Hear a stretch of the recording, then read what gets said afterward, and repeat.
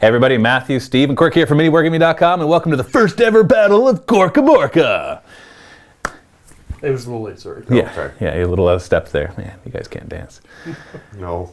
Remember, go to get all the details of the campaign, including all the rules and special scenarios. We're going to be posting those at MiniWarGaming.com/Gorkamorka. Also, don't forget, we got the special offer at the link below that'll allow you to get free access to the entire Gorkamorka campaign by signing up for a free trial to the vault. Even if you cancel the vault membership before the campaign is done, you'll have access to the entire campaign. That is only if you sign up before next Wednesday, when the next few episodes come out. That offer will be gone at that point.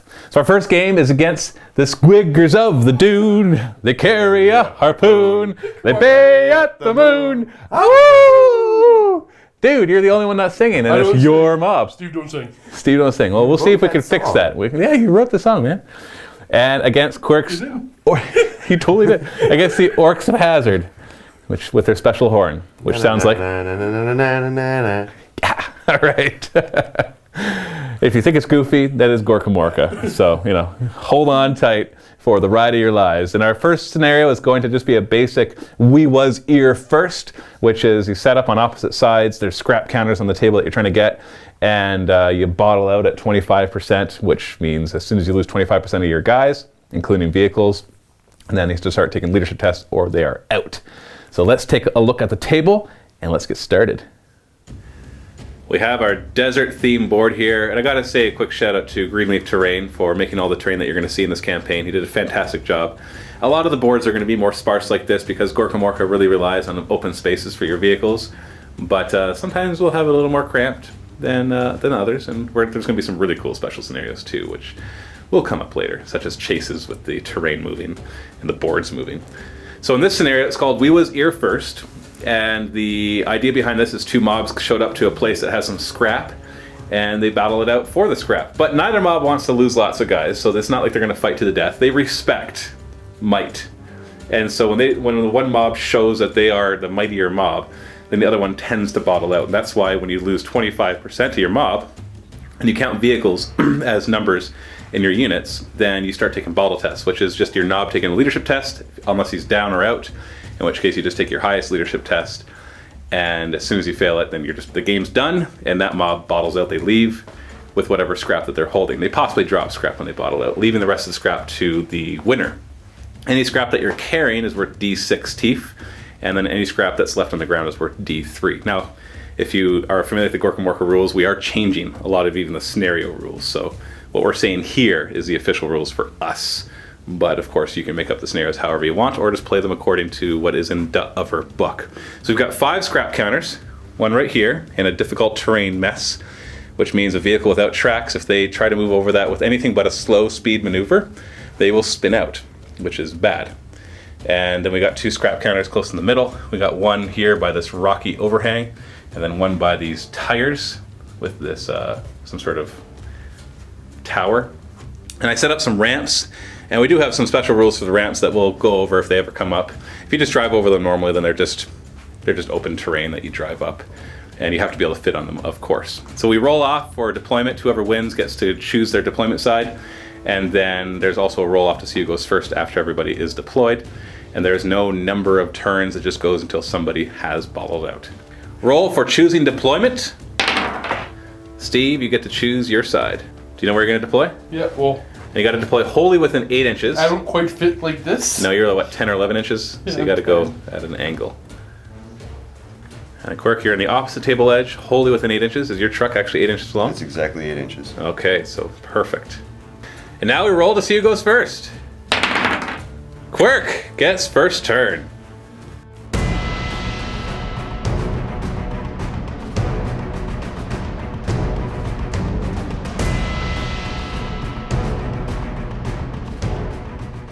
And we start? Issue challenge. Whoa. Okay, well, it doesn't matter who issues a challenge as long as the other... Obviously, I accept the challenge. I'm the man. Good. Okay, so there is a rule that I didn't mention. It's called You're a Cowardly Grot, where a knob can issue a challenge to the other knob, and if the other knob doesn't accept, they lose D6 experience from the experience they gain in this mission. If they do accept, then the knobs can only shoot at each other or the vehicles that they're in. They don't have to move closer to each other, and they can assault whomever they would like. but they must only shoot at the other knob or the vehicle the knob is in. So now you're both restricted to that. And no, you can't break the challenges. First thing I'm gonna do is take one of my boys and have him just get out. So when you get a guy out of a vehicle, you put him in base contact with any side or back, but not the front. And then he can move as normal. Right there. And if you move into base contact with scrap, you have to end the movement phase, then you can pick it up. Do you choose to pick it up? I do. And then you have to, all your movements are halved. So movement, running, assaulting is all halved. Then I'm gonna take my truck and move up 3. So when a truck moves, and I will explain these rules for the first time, I won't do it for the entire campaign, I promise. They move 1 to 3 inches, and then they can pivot up to 45 degrees, and then they can move 1 to 3 inches again, which means on a normal movement, you have a minimum of 2 inches of movement. And you can make it a tighter turn by going 1 inch turn, 1 inch turn. You can also do a slow speed maneuver, which once it comes up, I'll show you how it works, but allows you to kind of have a bit more movement. But you want to be moving, because otherwise people can auto-board you. It's a lot easier to take you out. And the other thing you can do after you use your gas engines, which is what you just saw Quirk do, is use thrusters. And thrusters, you can basically move up to 6 inches. You have to declare it, and then you roll. The first time you use your thrusters, you got to roll 2 up. Second time is a 3 up, and then every other time is a 4 up.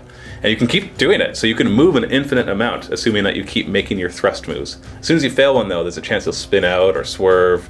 You have to roll on the table to see what happens. So you are going to thrust then? I'm gonna take this opportunity and thrust 4 inches. You got to roll 2 plus, and you're fine. And I'm just gonna end right there. If you do thrust, everybody's -1 ballistic skill on the vehicle. In the shooting phase, you're out of range of everything. I know you think rocket launchers, they have 36-inch range, but they don't. They're 18-inch range, and strength 6, AP 4, and then they're vehicle buster, so they do D3 hits against vehicles. The Squiggers of the Dune! Just like Quirk, somebody's got to get out and go grab some scrap. Now that's difficult terrain, so you move half distance through it, meaning for every inch of difficult terrain you have to move 2 inches, but you definitely had enough to do that. So he picks it up.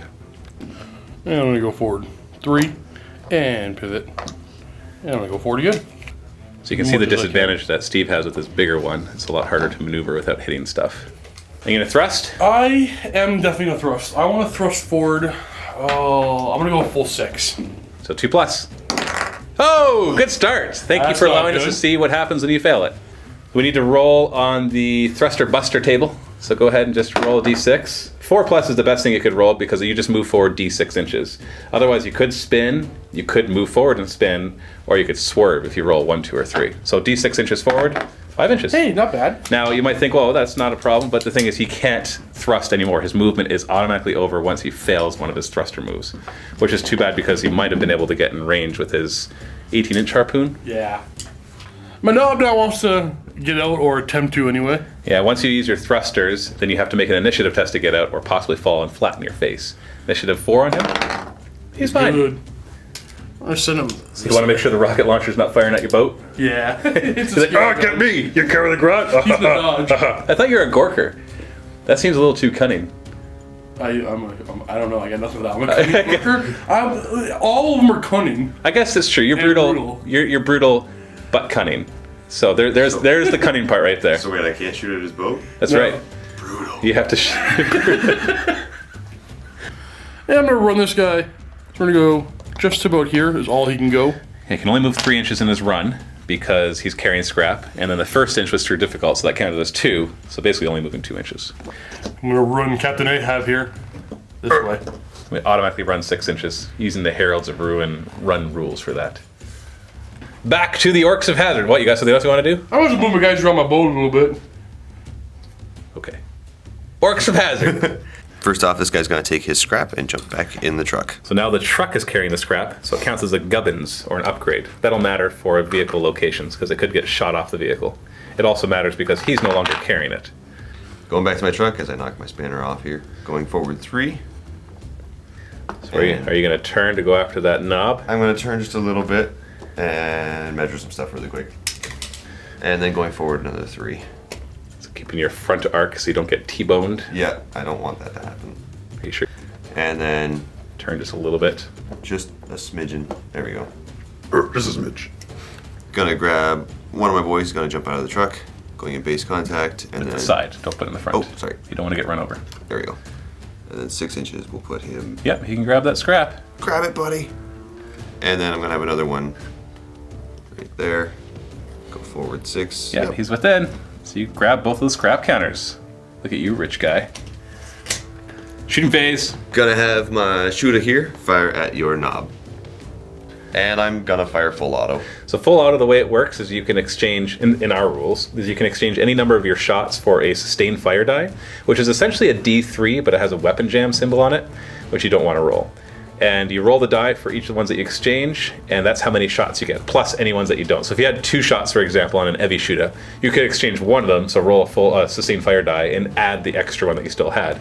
But if you roll a weapon jam, you don't fire at all, and immediately you have to take an ammo check. So 1 die for the shooter. How many shots is it going to get? Oh. Weapon jam! So you don't fire at all, and you take an ammo check. Every weapon has an ammo roll, which is like a save. If you make it, then you're fine. If you fail it, you're out of ammo for the rest of the game. Most weapons are 4+, including shooters. You're out of ammo. That's too bad. Good start, good start. Gonna fire my slugger at your truck. Single shot, hit on 4s. Misses. Gonna fire my rocket launcher at the knob because we're in a challenge, so I have to. And your knob's ballistic skill is 4, so you hit on 3s. Oh, he misses! Back to the Squiggers of the Dunes turn. Father Maple here is jumping back on. Oh, Mabel. Maple. I'm gonna go forward 3 again. And you know what? I'm not gonna get a full 45 here. I'm gonna get that much. Uh-oh. And a few more inches. My knob. We're going for him. You guys are just gonna have to shift around so everybody can see with their weapons. You're gonna broadside his guys. Starting off with a flash, he's gonna fire his shooter into that boy. He's gonna go full auto. Oh, weapon jab! 4 up. He's You're good, okay. though. Father Maple will fire into him now. Oh, Mabel. I need full auto. Weapon jam! What the heck? It's a 1 in 6 chance, and you guys have rolled it 3 times in a row. He's good. Next, Starbuck's gonna do it. Also gonna go full auto. Ah! What? This is not possible! It's Give me a different one. No, keep using that one. He's oh, he's out of ammo. I think you guys forgot your bullets. Quee and Quag here are gonna do it. There's 2 guys. He's trying to go full auto as well. Hey, For 1 it's shot. not a weapon jab. It's only 1 shot. Hit on a 4. Ammo check. Yeah, whenever you roll a 6 to hit, you have to make an ammo check as well. Although your shot does go off even if you fail the ammo check. So he made the ammo check. Now he wounds on a 4. That's a wound. AP 6. And you have studded armor on him. Yep. So that automatically goes through, which means we have to take an injury check, and it's +1 because he's not a knob. And 2 becomes 3. He's just stunned. So stunned is just weapon skill, ballistic skill, and initiative are dropped to 1. You know, Pip is not gonna fire his harpoon. He's gonna fire it at the front guy. Hit on a 4. Oh, ammo check. Any ammo on a harpoon's 4+. Oh, the harpoon's out of ammo! But he still hits. Everything's coming up Millhouse.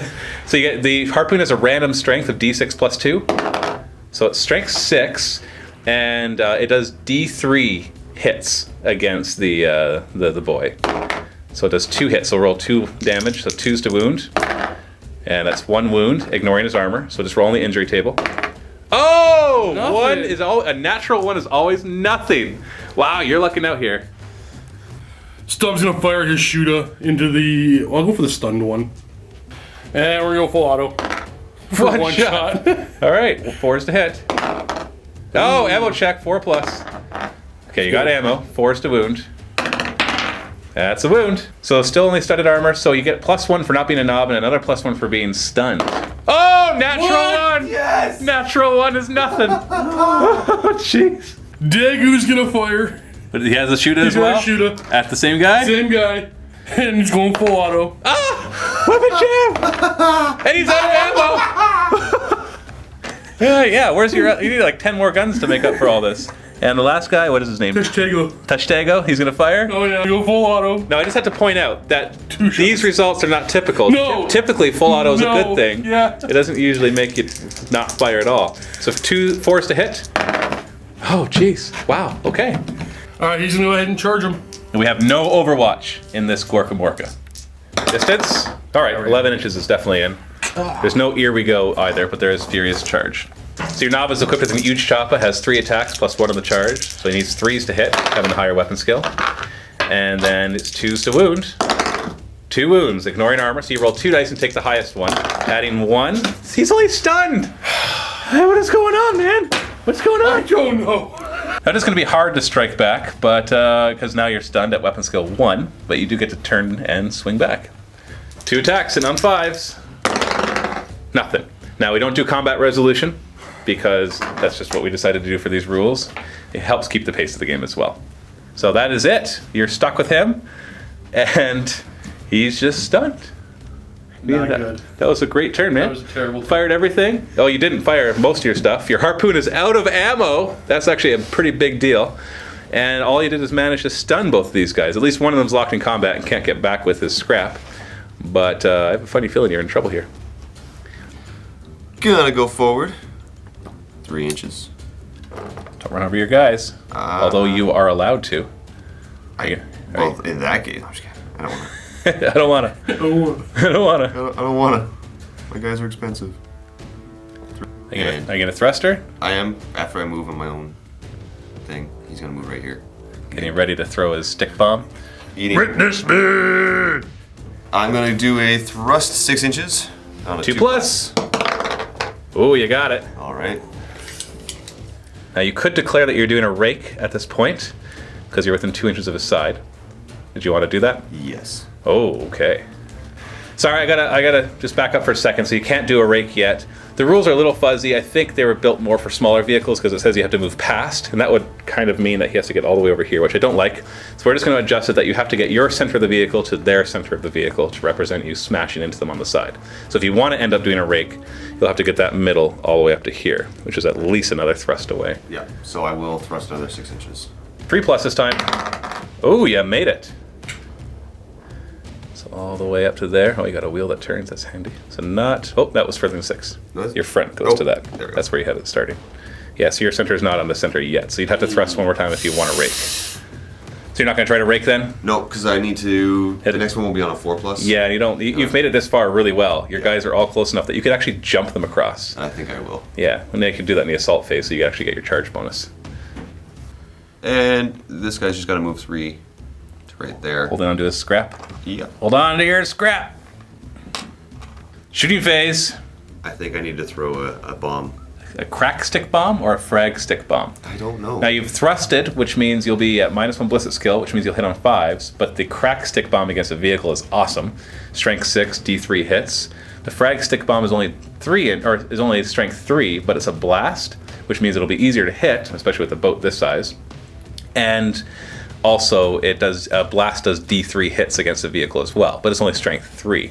And most of the armor values on a vehicle are 8, so it'll be hard to get through that. I'm going to do the frag. Yep. Okay, so first it gets hot. That's our check to see if it blows up in his hands. It does not, which is good, because it'll do D3 hits against your own vehicle. Whew. So you're going to drop the scatter. Now, the scatter only goes half distance after we subtract your ballistic skill from it. So roll the scatter. So you subtract 2 from that, so it becomes 6. So it only scatters 3 inches. So you just flip it, basically. Ooh, ooh. Oh, it just misses your vehicle. And since the center was over this, we don't have to roll the 4 plus to see if it was hit. D3 hits. 3 strength 3 hits. So now we roll to see what locations we get on. So roll 3 dice. So that's engines, which will do nothing because it's only strength 3. This is crew, so that could do some damage. And this is the driver. But now you have to get an armor pen. Now armor pen in Gorkamorka is simply matching or exceeding their armor value with your strength. So strength 3 against armor 8 on the crew. So you got to roll 5 or higher. Oh, it pens. So now we roll on the crew location table. So go ahead. 3. Oh, that's a straight shot. Actually, that's all right. Roll a d6. If the score is greater than the number of crew, then nobody is hit. So you're going to auto-hit somebody. Yeah. If the score is less than or equal to the number of crew on board, then one of them is hit by shrapnel and takes a strength 4 hit. Now, if you're familiar with Gorkamorka, the shrapnel normally does strength 3, but we've upped the shrapnel and ramming damage to strength 4. It says 8 guys, so we'll split them into 2 groups. So it'll be 1, 2, 3, 4, 5, 6. So it'll be this group. So 1, 2, 3, 4. 1. So it'll be this guy. What's this guy? Flask. So he's hit by shrapnel. He's not hit by the grenade, he's hit by shrapnel, which is worse at strength 4. So he's wounded on a 4. Oh, all that. And we finally get to it and he doesn't get wounded. You hit the driver as well. He's armor 8 to get through to the driver. So 5. Oh, you got it again. Roll on the table, but usually it's bad when the driver gets hit. 3, driver caught by shrapnel. He takes a strength 4 hit. And 4 is to wound. Oh, it's a wound. What, do you have armor? The 5 up. No, I saved the 2 teeth. I have no armor. You have no armor. Okay, so that's an injury. So roll to see what it is. And he's not a knob, so +1. 2, so he's stunned. And when a driver gets stunned, the vehicle automatically swerves. Now, normally anybody that gets stunned or knocked down on a vehicle will get knocked off a vehicle. But a driver, if only, can get knocked off the vehicle.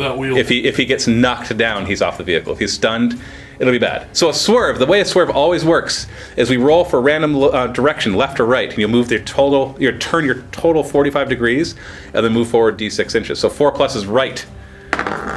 So it's left. So that will most likely save you. So full 45 degrees. I'm gonna hit. Oh, you are gonna hit him. Yeah, either way. So just stop. So let's hit him. And we'll complete the 45 degrees after we see what happens to him. So when you swerve, if you turn and you hit side to side against another vehicle, if you're moving opposite directions, you both take D3 damage. So this could be bad. This could be really bad. Let's resolve against this truck first. How much damage? 2. Point out before you roll locations. This is damage. This is not a strength hit. So any locations you roll are automatically penned. 2 locations that you hit. Crew and crew. So roll them one at a time. And so the first one is 2, that's a stray shot. So there's three crew because the driver never counts. So if you roll higher than a number, or sorry, equal to or lower than the number of crew, then you actually hit them. So you did. So they take a shrapnel hit. So strength 4 does not hurt anybody. So we're not even gonna try to see who it was. Second crew hit is the same thing. So you gotta roll 1, 2, or 3 to see if you hit one of them. You do. Strength 4 hit, so 4 is to wound. No damage! What the? He totally survives it! I'm like 90% 1s and 2s. Okay, Quirk, your turn. D3 damage to his big boat. I don't want to use this die. Please use that die. That's the one that he was rolling. It was terrible. My 2 die. hits. Aye! Locations. Driver and wheels. Let's do the wheels first. Roll for the damage. Uh-oh, that's bad. 6 is knob pins destroyed. The vehicle spins and is immobilized. We're hitting again. Probably. So to spin, you roll a scatter die, and you face that way, so you'll turn and you hit again. So you do D3 damage to each other. But we'll resolve the engine damage first. Oh, sorry, it was a driver damage. 1. And that one is driver okay. The shot whistles past his ear, so a piece of shrapnel, whoop, whoop, whoop, whoop, and he's fine. And that means this swerve that you did is done right here, because you went to swerve, bam, and got immobilized right there. The knob pins were destroyed. Now we have to do D3 damage to each of you again because of that collision. So D3 against Quirk's truck. 3 this time. And locations, crew, gubbins, which he does have, he has a scrap, and wheels. Crew first. 5, hit by shrapnel, takes a strength 4 hit. So 4 is to wound. That wounds one of them, so let's do D3. 1, 2, 3. So 3. So it's this guy back here. So the one with the huge choppa. Does he have armor? He has flak armor. So 5 up armor. Saved! What is going on, man? What's going on? So gubbins, there's only one gubbins, which is a scrap. So it's destroyed on a 4+, or knocked off on a 4+. It is knocked off, so you just put it right behind the vehicle. Bonk. And lastly, wheels. 6! Oh. He's immobilized! Okay, I guess you're in the boarding action at this point. So we'll just say that this thing went crack and went khunk and is holding you guys together. But with a 6, you do have to spin first there, Quirk. Okay. So crunch and D3 damage to each of you again. Well, this is the first one, because I haven't done D3 against you yet for the first spin. Oh yeah, that's right. Oh, you gotta do D3 damage back to him. Oh my goodness. 1 hitting his engines. Now he's already immobilized, so you're looking for a 6 here to blow it up. 4, so nothing. He's already immobilized. And then you do D3 more from your other spin, and yes, it does keep going like this. 3 more damage. Locations. I just want a bunch of 6s. You want to blow it up? Nope. So we got. I know that's gubbins. That's wheels, and 2 is fixed weapon. Starting with the weapon. What damage? 4. Slush clip destroyed. Now we have a house rule that says that counts the weapon as being destroyed, so we'll just take it off of there. And the reason that that's important is because when you roll a location, if there's nothing there, then it goes to another location. You do have a gubbin, so on a 4+, the scrap is dropped. Nope, it's fine. And we won't roll for the wheels because he's already immobilized, so none of the results can actually happen. Lastly, D3 more damage, and we know no more spins can happen because you're already immobilized. 2 damage to the engine and crew. Crew won first. 6, so somebody takes a shrapnel hit, so strength 4 hit. So that's no damage. And then against the engine, Give me that 6! 3, so nothing. So you ran up, you threw at him, and then all of a sudden you guys just like crack, crack, crack, crack, crack, crack, crack, and you both end up immobilized, and he's stunned. All that for 1 frag stick bomb. Now we have to roll to see if you have to do an ammo check. If you roll a 6, you have to make one. Oh, you're fine. My spanner's gonna fire his slugger at your The boat. the boat. Yeah, the you can't dinghy. target guys on the vehicles. 5s to hit because you did use your thrusters. No. This is all happening at the same time. So assault phase. I'm a jump from mine. You're within 2 inches, so you could jump. Now, no initiative tests are required because you're both immobilized. Up. Yep. Yep. So he doesn't get to choose who he fights. So he just, are you gonna, this guy too? Yeah, let's do that. What about the driver and the other guy? The knob's going over? Let's throw the, I can't throw the knob in. Oh yeah, I can throw the knob actually. Sure you can. Let's throw the knob in there. They can all go. The driver can go too because the vehicle's immobilized. The driver's not allowed to leave the vehicle till it's immobilized. And the driver. So they're all on. Now, when you assault a vehicle, the defender gets to choose the matchups. I'll line these up. So you'll line them up with who you want them to fight, and you can change who's fighting them every fight subphase. Not you. And it can only be 1-on-1 because it's crowded, even though that boat is humongous. And 1 more charge right here at half distance because he's carrying scrap. 9 inches. Start with this fight. My knobs will put all 3 of his attacks on the new guy. With the charger. Oh yeah. Hitting on 3s and wounding on 2s. It's 3 wounds, so you roll 3 times on the table, adding 2 because he's not a knob and he's already stunned, and he is out. That's 5 experience for the knob, and the scrap is dropped right where it is. And now Quirk has lost 25%, so at the beginning of each of his subsequent turns, he has to take a bottle test. But the other boy gets to hit the knob back. Okay, two attacks, hitting on 5s, because you're at weapon skill 1, and wounding on 5s, because you're strength 3. Nope. Nothing. And now we got this swirly swirl of a mess. Now Steve got to choose the matchups. So let's just go through them one by one, starting here with the, is that the Spanner? Yep. Spanner versus Starbuck. Starbuck. They're both the same initiative, so why don't we just do this, the attacker first. So 3 attacks from him, hitting on 4s, because he has the same weapon skill. And then wounding on 4s, because you have Furious Charge.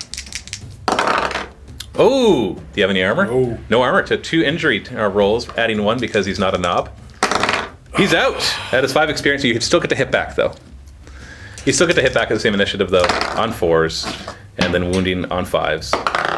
Nothing. That's 2 out of 3 guys that Steve has to lose in order to start doing bottle tests. So they got the huge choppa against the Grot. Now they're the same initiative. Huge choppa first. Yep. Hitting on 3s. 3s. Your weapon skill 2 on the Grot. Right, yeah.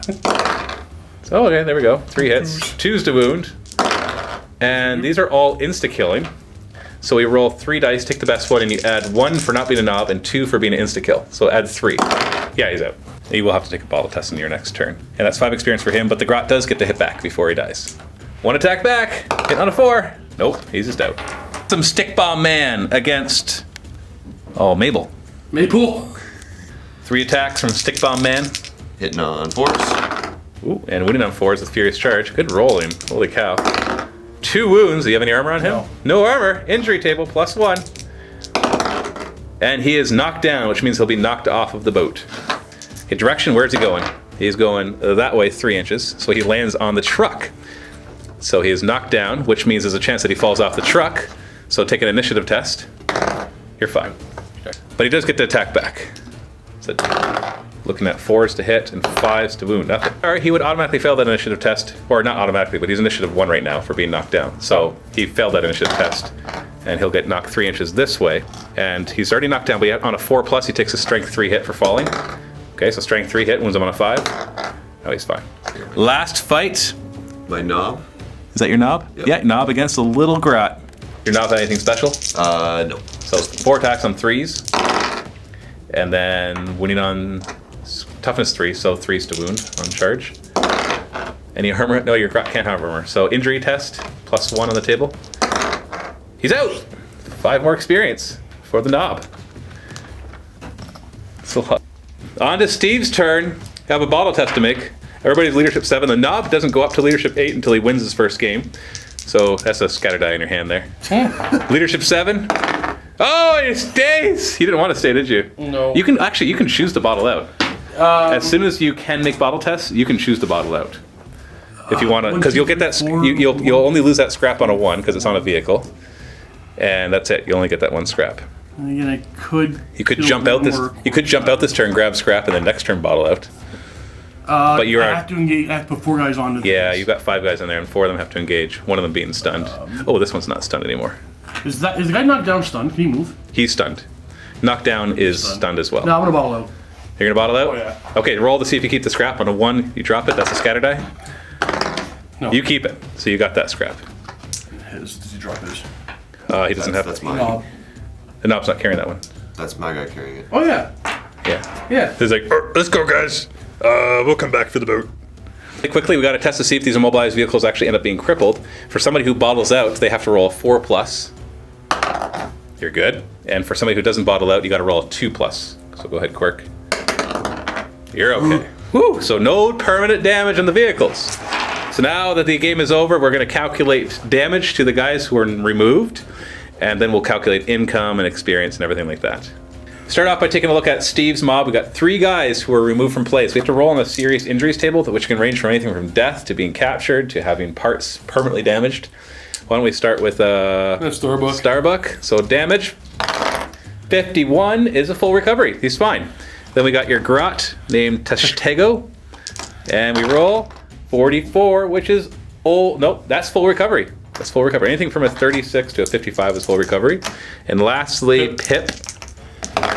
64, I think that's captured. No, impressive scars. Oh, 64 is good. You go, Pip. The warrior recovers and is left with impressive scars as a testament to how hard he is. Add +1 to the leadership. So I guess those bad rolls were returned to you a little bit. So that's fine. Now, level up wise, you had 1 guy level up, which was your Queek and Quag. Your Queek and Quag, your slaver. So roll 2d6 on the advanced table. A 4 is getting to choose a skill. All right, he's gonna roll on the DACA table. And these are modified, so you have to look it up in our rules. He can run and shoot, but then can't charge. But if he does do that, then it's -1 ballistic skill. And let's work out your income. Now, we've changed the way it works from the regular Gorkamorka rules. Now, these in the mine, you can't work if you were knocked out of combat because they spend some time recovering. Knobs, slavers, and spanners can't work either. The slavers are too busy keeping the grots busy. The knob is too good for it. And the spanner's busy repairing the damage on the truck. So, and you also have 1 scrap counter, which is worth D6. So let's roll that one first because it's separate from the mine. So it's worth 5. That's nice. Now, do you want to roll for all these guys? It's D6 for each boy and D3. Now, if he rolls 3 or more 6s in total, then there's a cave-in, and that could hurt his guys. I'll block with the D3. Okay. 2 6s. That's a lot of income. So that's 12, 15, plus 1 more. So 16 and 21. But then we have an upkeep cost. Now, when a vehicle is immobilized or crippled, it counts as 1 more model. So this brings you from 11 to 12, which has a cost of 9 teeth per game. So you lose 9 of those. So it leaves you with 12. Not bad, though. That's actually quite a good amount of teeth for somebody who lost. But that's the advantage of having guys working in the mines. On to Quirk's warband. We have 1 guy who did get knocked out, so we have to roll on the serious injury table for him. So D66, blacks being the 10s, 44 is full recovery. He's fine. Advancement-wise, everybody but your spanner went up a level, right? That's right. So you got a lot of experience there. Plus, you were the underdog, technically, because your mob rating was lower, so you got an extra 2 experience per guy just for winning. And your knob got 10 experience for winning and goes up a leadership automatically because he's won his first game. So let's roll to see what they get. Start off with your first orc, 2d6 to see what happens to him. 6, he gets +1 weapon skill or ballistic skill, so you got to roll a die to see what happens. Okay. 4+ is ballistic skill. So he's +1 weapon skill. Nice. And the next one right here, 2d6 on the table, see what happens. 7 is +1 initiative or leadership. Ooh. Ooh. If somebody gets higher leadership than a knob, then they actually have to vie for control. Now, thankfully, your knob, that's +1 initiative, by the way. Okay. But thankfully, your knob went up a leadership, so you can't be challenged until somebody's leadership 9. Now your knob. Hopefully he'll get something good. 8 is +1 weapon skill or ballistic skill. 4+ is ballistic skill. That's probably what you want. Yeah, so he's ballistic skill 5 now. which is really nice because he's the gunner, manning the rocket launcher. So that makes that rocket launcher that much more dangerous. Next one with the Uj Choppa. So he needs some combat stuff. 7 is +1 initiative or leadership. Getting the initiative would be nice. 4+ is leadership. So he got the initiative. Nice. And witness me, guy. What happens to him? He better get something good. 3, he gets to choose a skill. So I'm going to roll on the dock of skills table. 6, enemy must reroll injury table when hurt by shooting attack from this model. So when you hurt somebody with your weapon, then you get to reroll against on the injury. Sweet. If it's enemy must reroll injury table when hurt. You get to choose if they reroll, I should say. It's not that they must, because that would be dumb, because it just ignores it's the like, first roll. I got really hurt, reroll it. Now we have your income. You had 1 that you were carrying and 3 that you weren't. So D6 for the one that you're carrying. So that's 6. And 3D3 for the ones that you weren't. So that's another 3, 6, 7. And then working in the mine, everybody but the guy that was out, and the knob and the spanner. So you got 3 guys that can work. And D6 each. Another 11. Holy cow. Overhead cost for you is nice because you only have 7 guys, then +1 for having an immobilized vehicle, which becomes 8, but that's in the 7 and 9 bracket. Only 5 teeth. How many does that leave you? That will leave me with 19 teeth income and 20 teeth total because I had 1 left over from the 99. So 20 teeth to spend. Let's show what you decided to purchase. So what did you buy, Steve? I desperately need some armor for my guy, so I put flak on Queequeg, heavy on my knob, and flak on Ishmaelwork. So that's 5 + 4 + 5 plus. Yep. I should point out. And it's 7 teeth for that 4+, so that is expensive. It's very expensive. Yeah. And I bought a boarding plank. So boarding plank is a cool little gubbins. Anytime you hear gubbins, that's just an upgrade for a vehicle. If you drive up beside another vehicle, you can drop the boarding plank and attach yourself to them, and guys can assault across without taking initiative tests.